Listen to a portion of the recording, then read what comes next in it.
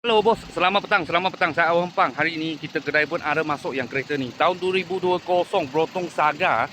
Brotong Saga 1.3 auto. Ini standard punya spek lah. Standard. Harga jual 19,800. Kalau full bulanan 300 lebih lah. Tak silap anggaran.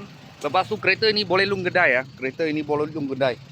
Tahun 2020 punya Brotong Saga ini sudah ubah lah. Dia ada sudah ubah gearbox dia.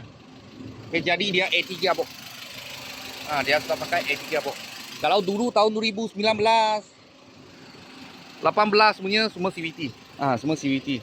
Sebab tahun 2020, dia sudah ubah A3 gearbox lah. 4 speed. Dalam macam ni lah. Kereta ni kita belum spray, belum cuci, belum buat apalah. Manis dia 62,000. Okay, kalau premium spec punya ini touchscreen player. Tapi ini bukan lah, ini radio saja.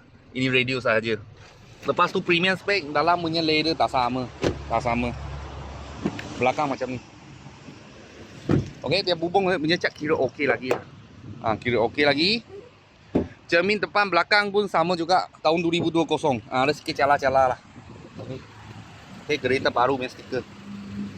Tahun 2020 Brotong Saga 1.3 harga jual harga cash 19,800. Kalau bos-bos dengan kawan-kawan siapa tengah cari satu kereta, boleh bawa Grab, boleh bawa kerja punya. Kita sini ada sebiji baru sampai. Kalau ada apa murah-murah kereta, saya akan video lagi. Thank you bos, thank you.